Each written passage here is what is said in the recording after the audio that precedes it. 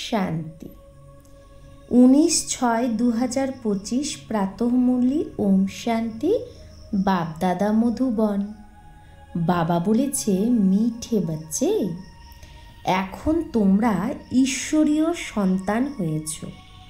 তোমাদের মধ্যে কোনো আসুরি গুণ থাকা উচিত নয়। নিজের উন্নতি করতে হবে, গাফিলতি করলে হবে না। তো এখন আমরা ঈশ্বরীয় সন্তান হয়েছি, আমাদের মধ্যে যেন কোনো আসুরি গুণ না থাকে। নিজের উন্নতি করতে হবে, গাফিলতি করলে হবে না। প্রশ্ন, তোমরা সঙ্গমযুগী ব্রাহ্মণ বাচ্চাদের কোন নেশা আর নিশ্চয় আছে? তো আমরা হলাম সঙ্গমযুগী ব্রাহ্মণ বাচ্চা, আমাদের কোন নিশ্চয় আছে আর নেশা আছে? উত্তর, আমাদের বাচ্চাদের নিশ্চয় আর নেশা আছে যে এখন আমরা ঈশ্বরীয় সম্প্রদায়ের হয়েছি। আমরা স্বর্গবাসী, বিশ্বের মালিক হচ্ছি। সঙ্গমে আমরা ট্রান্সফার হচ্ছি। আসুরি সন্তান থেকে আমরা ঈশ্বরীয় সন্তান হয়ে 21 জন্মের জন্য স্বর্গবাসী হচ্ছি। এর থেকে ভারী আর কোনো বস্তু হয় না। এত বড় ভারী প্রাপ্তি আর কিছুই হয় না। 21 জন্মের জন্য স্বর্গবাসী হচ্ছি। ওম শান্তি। বাবা বসে বাচ্চাদের বোঝায়। বেশিরভাগ মানুষ শান্তিকেই পছন্দ করে। ঘরে যদি বাচ্চাদের খিটখিট হয় তাহলে অশান্তি হয়। অশান্তি থেকেই তো দুঃখ হয়। শান্তির থেকে সুখ ভাসে, তাই না? শান্তি যেখানে সেখানে সুখ। এখানে তোমরা বাচ্চারা বসে আছো, তোমাদের সত্যিকারের শান্তি আছে। তোমাদের কি বলা হয় এখানে? যে বাবাকে ইয়াদ করো, নিজেকে আত্মা ভাবো। আত্মার মধ্যে যে আধা কল্পের অশান্তি আছে সেটা কি করে বেরোবে? শান্তির সাগর বাবাকে ইয়াদ করলে তোমরা শান্তির বর্ষা পাচ্ছ। এটাও তোমরা জানো, শান্তির দুনিয়া আর অশান্তির দুনিয়া একদম আলাদা। আসুরি দুনিয়া, ঈশ্বরীয় দুনিয়া, সত্যযুগ, কলিযুগ, এগুলো কাকে বলা হয় এগুলো কিন্তু কোনো মানুষ জানে না, আমরা জানি।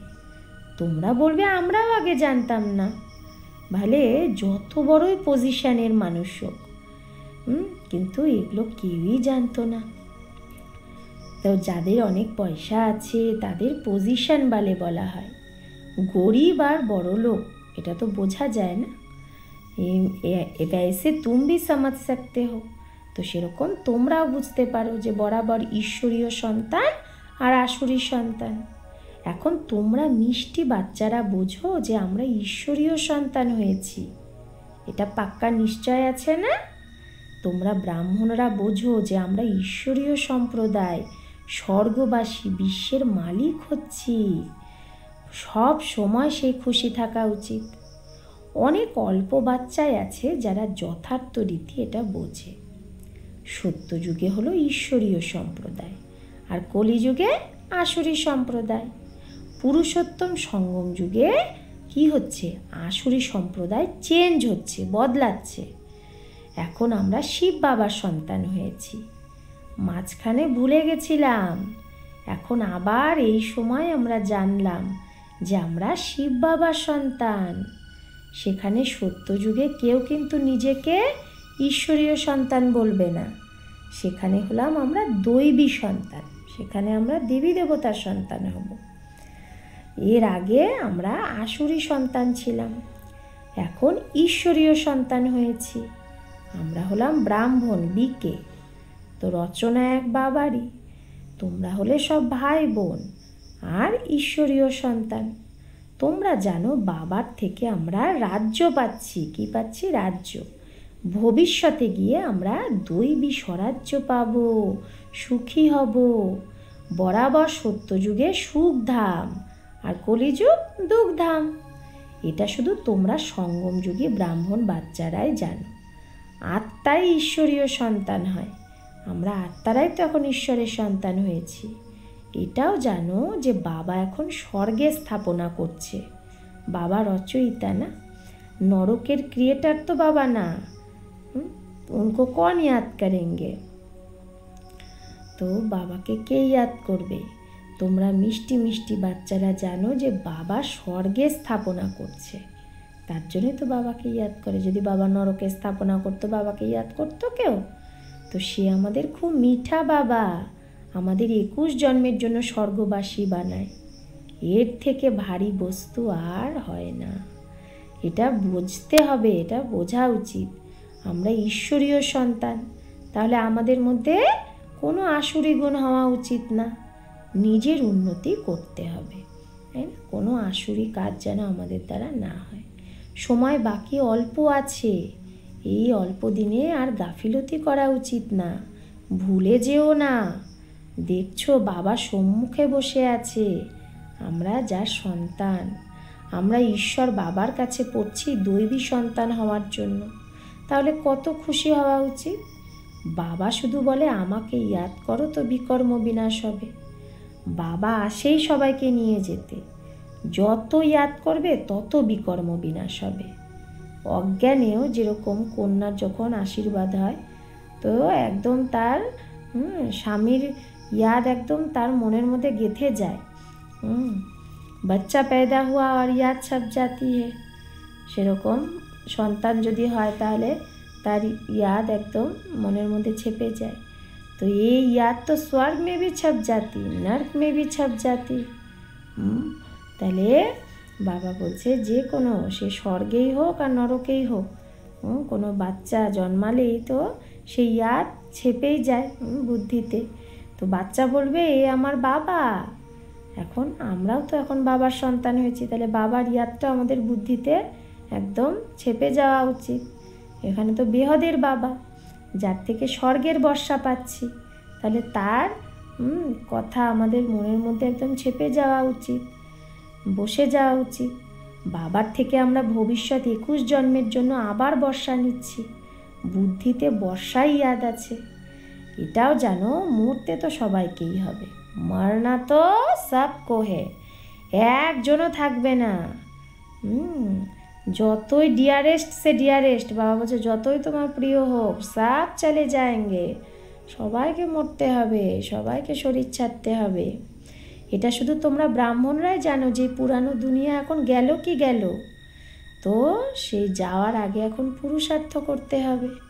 যখন ঈশ্বরীয় সন্তান হয়েছো, তাহলে তো তোমার অথাক খুশি থাকা উচিত। বাবা বলতে থাকে বাচ্চা নিজের জীবন হীরের মতো বানাও।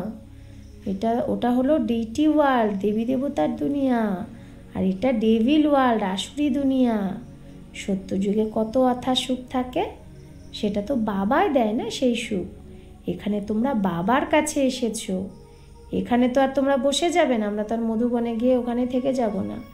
এরকমও তো না যে সবাই একসাথে থাকবে, কারণ বেহদের বাচ্চা, এত বাচ্চা, এখানে তোমরা খুব উমঙ্গ সহকারে আসো মধুবনে। আমরা যাই বেহদের বাবার কাছে, আমরা ঈশ্বরীয় সন্তান, গড ফাদারের সন্তান। তাহলে আমরা কেন স্বর্গে থাকবো না? গড ফাদার তো স্বর্গই রচনা করে না। এখন তোমাদের বুদ্ধিতে সারা ওয়ার্ল্ডের হিস্ট্রি জিওগ্রাফি আছে। তোমরা জানো হেভেনলি গড ফাদার আমাদের হেভেনের যোগ্য বানাচ্ছে। কল্প কল্প পরেই বাবা এরকম বানায়, মানে 5000 বছর পরে। একটা মানুষও নেই যে এটা জানে যে আমরা একটার গড ফাদারের বাচ্চা। তাহলে আমরা দুঃখী কেন? আপোষে কেন লড়াই করছে? আমরা আত্মারা সব ভাই ভাই না? ভাইরা আপোষে কিভাবে লড়ে? লড়ে খতম হয়ে যায়। এখানে তো আমরা বাবার থেকে বর্ষা নিচ্ছি। তাহলে ভাইদের নিজেদের মধ্যে কখনো আপোষে লুন পানি হওয়া উচিত না। এখানে তো বাবার সাথেও লুন পানি হয়ে যায় বাচ্চারা। ভালো ভালো বাচ্চা লুন পানি হয়ে যায়, লবণাক্ত। মায়া কত জবরদস্ত যে ভালো ভালো বাচ্চা থাকে, তাদেরকে তো বাবাও ইয়াদ করে, হ্যাঁ না? ভালো ভালো বাচ্চাদেরকে তো বাবারও মনে পড়ে। বাবার কত ভালোবাসা থাকে বাচ্চার উপর। তো বাবার তো বাচ্চা ছাড়া আর কেউই নেই যাকে ইয়াদ করবে। তোমাদের জন্য তো অনেকে আছে ইয়াদ করার। তোমাদের বুদ্ধি তো এদিকে ওদিকে যায়, ধান্দা আদিতেও বুদ্ধি চলে যায়। আর বাবার তো কোনো ধান্দা আদিও নেই। তুমি অনেক বাচ্চাকে অনেক ধ্যান দে, তোমরা অনেক বাচ্চা, তাই তোমাদের অনেক ধান্দা। আর বাবা বলছে আমার তো একটাই ধান্দা, আমি আসি বাচ্চাদের স্বর্গের ওয়ারিস বানাতে। বেহদের বাবার প্রপার্টি শুধু তোমাদের বাচ্চাদেরই আছে। আমরা বাচ্চারাই বাবার সম্পত্তি পাবো। गॉड फादर ना, सब आत्माए उनकी प्रॉपर्टी है। बाबा बोलছে सब आत्माए बाबार सम्पत्ति। माया ছিছি বানিয়ে দিয়েছে, আর এখন বাবা আমাদের গুলগুল বানাচ্ছে। বাবা বলে আমার তো শুধু তোমরাই আছো, তোমাদের উপর আমার মোহ আছে। চিঠি লেখো না তো বাবার চিন্তা হয়। ভালো ভালো বাচ্চাদেরও চিঠি আসে না। ভালো ভালো বাচ্চাদের একদম মায়া শেষ করে দেয়। নিশ্চয় দেহ অভিমান আছে। বাবা বলে আচ্ছা নিজের খুশ খেরাফাত লিখো, নিজের ভালো মন্দ তো লেখো। বাবা বাচ্চাদের জিজ্ঞেস করে বাচ্চা তোমাকে মায়া হয়রান তো করেনি? বাহাদুর হয়ে মায়ার উপর জিত পাচ্ছ তো? তোমরা যুদ্ধের ময়দানে আছো না? কর্মেন্দ্রিয় এই রকম বশ করা উচিত যাতে একটুও যেন চঞ্চলতা না হয়। সত্যযুগে সব কর্মেন্দ্রিয় বশে থাকে। কর্মেন্দ্রিয়ের কোনো চঞ্চলতা হয় না, না মুখের চঞ্চলতা, না হাতের চঞ্চলতা, না কানের, কোনো চঞ্চলতার ব্যাপারই নেই। সত্যযুগে কোনো খারাপ জিনিস হয়ই না। এখানে যোগ বলের দ্বারা কর্মেন্দ্রিয়ের ওপর জিত পেতে হবে। বাবা বলে কোনো कोई भी गंदी बात नहीं, কোনো খারাপ কথা না। কর্মেন্দ্রিয়কে বশ করতে হবে, ভালোভাবে পুরুষার্থ করতে হবে। টাইম খুব অল্প আছে। গায়নও আছে না, বহুত গই থোড়ি রহি, অনেক দিন চলে গেছে আর অল্প কয়েকটা দিন আছে, এখন আরও অল্প আছে। নতুন মকান যখন তৈরি হয় তো বুদ্ধিতে থাকে না যে বাকি আর অল্প দিন আছে নতুন মকান হতে। এখন এটা তৈরি হয়ে যাবে, বাকি আর একটু অল্প কাজ আছে। তো ওগুলো তো হদের কথা, এটা হলো বেহদের কথা। এটাও বাচ্চাদের বোঝানো হয় যে মানুষের তো সায়েন্সের বল আর তোমাদের সাইলেন্সের বল। তাদেরও ওটা বুদ্ধির বল, তোমাদেরও বুদ্ধির বল। সায়েন্সের কত ইনভেনশন বেরোয়। এখন তো এইরকম বোম বানাতে থাকে যে বলে ওখানে বসে বসে ছাড়বে তো সারা শহর খতম হয়ে যাবে। একটা জায়গায় বসে বসে বোম ছাড়বে তো সারা শহরই শেষ। তারপরে এই সেনা এরোপ্লেন আদিও কোনো কাজেই আসবে না। তো ওগুলো হলো সায়েন্সের বুদ্ধি, আর তোমাদের হলো সাইলেন্সের বুদ্ধি। তারা তো বিনাশের জন্য নিমিত্ত হয়, তোমরা অবিনাশী পথ পাওয়ার নিমিত্ত হও। এটাও বুদ্ধি দিয়ে বুঝতে হবে না। তোমরা বাচ্চারা বুঝতে পারো বাবা কত সহজ রাস্তা বলে। বলে যতই অহিল্লা কুবজা হোক শুধু দুটো অক্ষর ইয়াদ করতে হবে, বাবা আর বর্ষা। তারপরে যে যত ইয়াদ করে, অন্য সব সঙ্গ ছেড়ে এক বাবাকে ইয়াদ করতে হবে। বাবা বলে আমি যখন নিজের ঘর পরমধামে ছিলাম তো ভক্তিমার্গে তোমরাই তো আমাকে ডাকতে, বাবা তুমি এলে আমি তোমার উপর সব কিছু কুরবান করে দেব। তাহলে ये हुए जैसे कर्णिघोर। তাহলে বাবা कर्णिघोर ডোম হয়ে গেল, ডোম। कर्णिघोर को पुराना सामान दिया जाता, ডোমকে কি করে মরা মানুষের সব পুরানো জিনিসগুলো দিয়ে দেয়। তো তোমরা বাবাকে কি দেবে? তোমরা তো এই ব্রহ্মাকে দাও না, না ব্রহ্মা বাবা তো সব কিছু শিব বাবাকে দিয়েছে। ব্রহ্মা বাবাকে থরে এখানে বসে মহল বানাবে? এগুলো সব কিছু শিব বাবার জন্যই। তার ডাইরেকশানেই ব্রহ্মা বাবা সব করেছে, তাই না? যে এত বানিয়েছে মকান বাচ্চাদের জন্য। শিব বাবাই করণ করা বানহার ডাইরেকশান দিতে থাকে। বাচ্চারা বলে বাবা তুমি তো আমার জন্য একজনই, তোমার জন্য তো অনেক বাচ্চা। বাবা আবার বলে আমার জন্য শুধু তুমি বাচ্চাই বাচ্চা। বাচ্চারা বলে বাবা তোমার তো অনেক বাচ্চা। বাবা বলে বাচ্চা আমার শুধু তুমি, তোমার জন্য তো অনেক আছে। বাবা বলে তুমি তো মিত্র সম্বন্ধী আদি কতজনকে ইয়াদ করো, আর আমি তো শুধু তোমাকেই ইয়াদ করি। বাবা বলছে কত দেহের সম্বন্ধী ইয়াদ থাকে তোমার। মিষ্টি মিষ্টি বাচ্চাদের বাবা বলে যতটা পারো বাবাকে ইয়াদ করো আর সবাইকে ভুলতে থাকো। স্বর্গের রাজাইয়ের মাখন তোমরাই পাবে। একটু খেয়াল তো করো কিভাবে এই খেলার রচনা হচ্ছে। তোমরা শুধু বাবাকে ইয়াদ করো আর সদর্শন চক্রধারী হলে চক্রবর্তী রাজা হয়ে যাবে। তোমরা সদর্শন চক্রধারী হতে হবে। এখন তোমরা বাচ্চারা প্র্যাকটিক্যালি অনুভবী। মানুষ তো ভাবে ভক্তি পরম্পরা ধরে চলে আসে, বিকারও পরম্পরা ধরে চলে আসে। তো এই লক্ষ্মীনারায়ণ রাধা কৃষ্ণেরও তো বাচ্চা ছিল না, তাই ভাবে ওরাও বিকারে গেছে। আরে হ্যাঁ, বাচ্চা কেন ছিল না, কিন্তু তাদের তো বলা হয় সম্পূর্ণ নির্বিকারী। এখানে তো সম্পূর্ণ বিকারী, একে অপরকে গালি দিতে থাকে। এখন তোমাদের বাচ্চাদের বাবাকে শ্রী শ্রী শিব বাবা শ্রীমত দিচ্ছে, তোমাদের শ্রেষ্ঠ বানাচ্ছে। যদি বাবার কথা না মানো তাহলে থোড়েই শ্রেষ্ঠ হবে। এখন মানো না মানো তোমার ব্যাপার। যে সপুত বাচ্চা, ভালো বাচ্চা, সে তো ঝট করে মানবে। পুরো যদি মদত না করো বাবাকে তাহলে নিজেরই লোকসান। বাবা বলে আমি কল্পে কল্পে আসি, কত পুরুষার্থ করায়, কত খুশিতে নিয়ে আসি। বাবার থেকে পুরো বর্ষা নেওয়ার মধ্যে মায়া গাফিলতি করায়। কিন্তু তোমাকে মায়ার জালে ফাঁসলে হবে না, মায়ার সাথেই তো লড়াই হয়। অনেক বড় বড় তুফান আসবে, তাতেও যারা ওয়ারিস বাচ্চা তাদের উপর বেশি মায়া আক্রমণ করবে, শক্তিশালী হয়ে লড়বে। যেরকম বৈদ্যরা ওষুধ দেয় তো বিমারি সারা বাইরে বেরিয়ে যায় না, এখানেও আমার যখন হবে তখন আরও সবার ইয়াদ আসতে থাকবে। তুফান আসবে, কিন্তু এতে লাইন ক্লিয়ার চাই। আমরা প্রথমে পবিত্র ছিলাম, তারপরে আধা কল্প কী হয়ে গেছি? অপবিত্র। এখন আবার ফেরত যেতে হবে। বাবা বলে আমাকে ইয়াদ করো, তো এই যোগ অগ্নির দ্বারা তোমার সব বিকর্ম বিনাশ হবে। যত ইয়াদ করবে তত উঁচু পথ পাবে। ইয়াদ করতে করতে তোমরা ঘরে চলে যাবে। এতে একদম অন্তর্মুখতা চাই।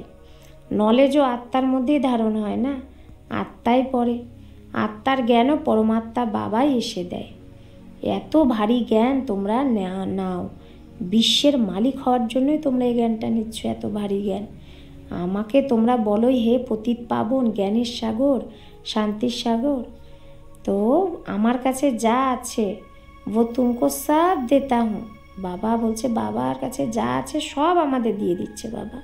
বাকি শুধু দিব্য দৃষ্টির চাবি আমি দিই না, বাবা আমাদের দিব্য দৃষ্টির চাবি দেয় না। তার বদলে বাবা তোমাদের বিশ্বের মালিক বানায়। সাক্ষাৎকারে তো কিছু নেই, মুখ্য হলো পড়া। পড়ার দ্বারাই তোমরা 21 জন্মের সুখ পাও। মীরার তুলনায় তোমরা নিজের সুখের তুলনা করো, মীরার সাথে তোমরা নিজের সুখের তুলনা করো। মীরা তো কলিযুগে ছিল, সাক্ষাৎকার করলো, তারপরে আর কি হলো? তাহলে কিছুই হলো না, সে তো আর স্বর্গে যেতে পারলো না। ভক্তির মালাই আলাদা আর জ্ঞান মার্গের মালা আলাদা। রাবণের রাজাই আলাদা, তোমাদের রাজাই আলাদা। তাহলে আমাদের রাজত্বকে তো দিন বলে, আর রাবণ রাজত্বকে তো रात बोले। अच्छा, मीठे मीठे सिखिलधे बच्चों प्रति माता पिता बाप दादा का याद प्यार और गुड मॉर्निंग। रूहानी बाप की रूहानी बच्चों को नमस्ते। हम रूहानी बच्चों की रूहानी माता पिता बाप दादा को याद प्यार गुड मॉर्निंग और नमस्ते नमस्ते नमस्ते। शुक्रिया बाबा, आपको लाख लाख शुक्रिया। ধারণার জন্য মুখ্য সার 1, ইয়াদের বল দ্বারা নিজের কর্মেন্দ্রিয় এইরকম বশ করতে হবে যাতে কোনো চঞ্চলতা না থাকে। টাইম খুব অল্প, তাই ভালোভাবে পুরুষার্থ করে মায়াজিত হতে হবে। 2, বাবা যে জ্ঞান দেয় সেটাকে অন্তর্মুখী হয়ে ধারণ করতে হবে। কখনো আপোষে লুন পানি হলে হবে না। বাবাকে নিজের খুশির সমাচার অবশ্যই দিতে হবে। বরদান, কল্যাণকারী বৃত্তি দ্বারা সেবা যে করে সেই সর্ব আত্মার দুয়ার অধিকারী ভব। তো কল্যাণকারী বৃত্তি দ্বারা সেবা করা, এটাই হলো সব আত্মার দুয়া প্রাপ্ত করার সাধন। যদি আমরা কল্যাণকারী মনোভাবের দ্বারা সেবা করি তাহলেই আমরা সবার দুয়া পাব। যখন লক্ষ্য থাকে যে আমি বিশ্ব কল্যাণকারী, তাহলে অকল্যাণের কোনো কর্তব্যই হবে না। যেরকম কার্য হয় সেরকম তার ধারণাও হয়। যদি কার্যটা মনে থাকে তো সদা রহেম দিল, সদা মহাদানী হবে। প্রত্যেক কদমে কল্যাণকারী বৃত্তি দিয়ে চলবে, ম্যাপন আসবে না, তাই না? নিমিত্তপণ ইয়াদ থাকবে, বাবা করাচ্ছে। এই রকম সেবাধারী সেবার রিটার্নে সবার আত্মার মানে সর্ব আত্মার দুয়ার অধিকার প্রাপ্ত করে। তাহলে এইরকম সেবাধারী যে হয় সে তো সেবা রিটার্নে সব আত্মার দুয়ার অধিকারী প্রাপ্ত করে। স্লোগান, সাধনের আকর্ষণ সাধনাকে খণ্ডিত করে দেয়। যদি আমাদের মধ্যে সাধনের আকর্ষণ থাকে তাহলে আমাদের সাধনা খণ্ডিত হয়ে যায়। তাই সাধনের আকর্ষণ হওয়া উচিত না। অব্যক্ত ইশারা, আত্মিক স্থিতিতে থাকার অভ্যাস করো, অন্তর্মুখী হও। অন্তর্মুখী আত্মা 3 প্রকারের ভাষার অনুভবী হয়। 1 নয়নের ভাষা, 2 ভাবনার ভাষা, 3 সংকল্পের ভাষা। এই 3 প্রকারের ভাষা রুহানি যোগী জীবনের ভাষা। নয়নের ভাষা, ভাবনার ভাষা, সংকল্পের ভাষা। যত তোমরা অন্তর্মুখী সুইট সাইলেন্স স্বরূপে স্থিত হয়ে যাবে, তত এই 3 ভাষার দ্বারা সর্ব আত্মাকে অনুভব করাতে পারবে, নয়ন দ্বারা, ভাবনা দ্বারা আর সংকল্প দ্বারা। যত আমরা অন্তর্মুখী হব, তত আমরা নয়ন, ভাবনা আর সংকল্প দ্বারা সবাইকে অনুভব করাতে পারবো। এখন এই রুহানি ভাষার অভ্যাস তৈরি করো। এই রুহানি ভাষারই অভ্যাস আমাদের তৈরি করতে হবে। আচ্ছা, ওম শান্তি।